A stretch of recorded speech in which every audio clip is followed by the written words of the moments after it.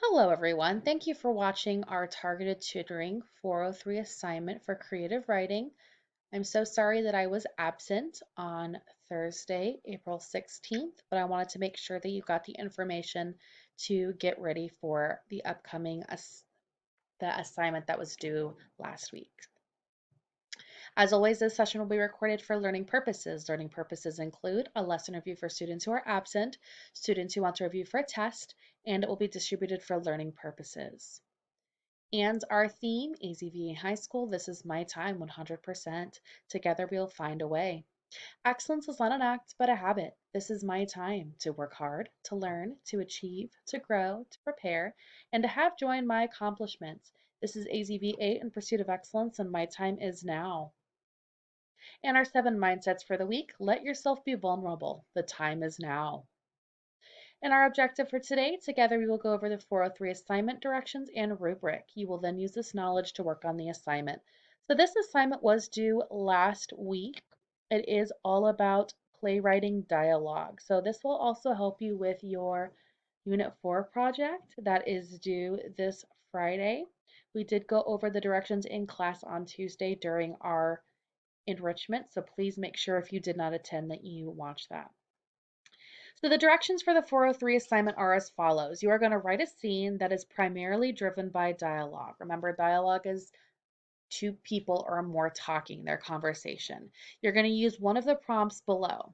Who put this in my backpack? I can't forgive her. You were in a car accident. I've been waiting 3 hours. I found it buried in the woods. Guess whose picture I saw on the front page of the Daily Times? I haven't spoken to my dad in 5 years. The scene should be brief, 2 pages. It's not a long story. However, it should also feel complete to the reader when it closes. It should have a beginning, middle, and end. That means your main character does encounter a conflict. And remember, a conflict doesn't have to be huge, like they're going to go look for their dad. A conflict could be as simple as losing your car keys. Make sure you don't include a lot of characters. 1 or 2 characters is enough to work with. Use dialogue to move the story forward. The dialogue may increase suspense, show readers a trait of the character, and or change the situation or conflict the characters are in. Be sure to include descriptions of time and place so that the setting functions as a backdrop for the protagonist to face whatever conflict they will encounter. Remember, the point of this is to have clear dialogue that is used for a purpose. So you're really thinking about how characters speak to each other. And we're going to look at part 2 now. So part 2 needs to be your reflection on what you wrote, answering these questions. And it can be in one paragraph together. So your questions are, do you think you've accomplished the goals of establishing relationships in one section and moving the story forward in the other? How or how not? If you not, what can you do to make that happen? Do you think each character's words and way of speaking sounds like it's different from the other characters? Explain. If you think all your characters sound alike, what could you do to change that? Do you think the dialogue sounds like real conversation? Explain. If you think it does not, then what can you do to change that? So there is 2 parts to the assignment. The first one is that dialogue in the scene, and the second one is that reflection piece. You do need to put them both together and submit them as one assignment. So thinking about those dialogues, do's and don'ts, what you should and should not do with dialogue, use the rule of 3 for important info.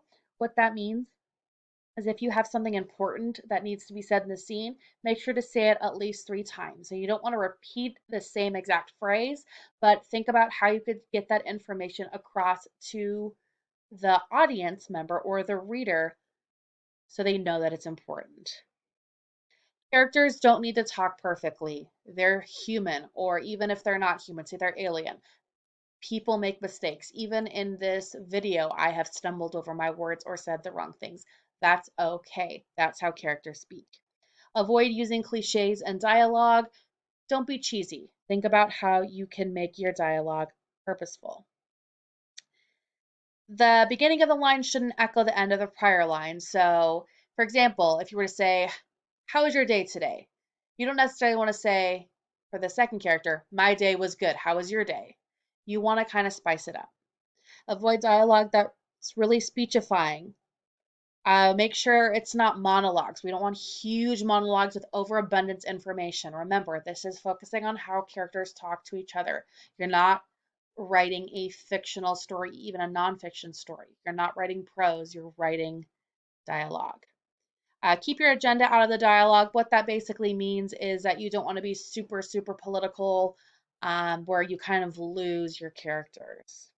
And don't spell phonetically or try and spell out accents. You can say this character is British, but you don't need to write out the dialogue as if you were sounding out how to spell something in a British accent.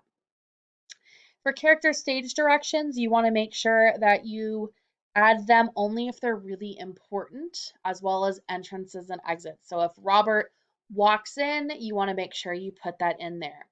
When you are talking about character stage directions, you always mention the character in stage directions in all capitalized.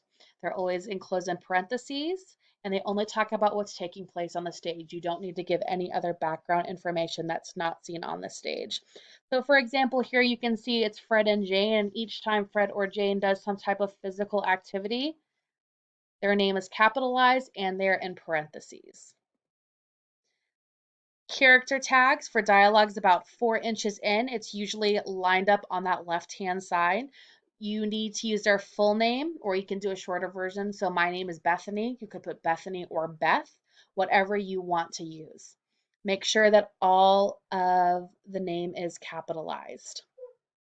As you can see here, this is exactly what it should look like with that indent, as well as all of those names are capitalized. You can also see next to it, they have some directions as saying like anxiously or bitterly is how they say words. You can do that. You don't have to.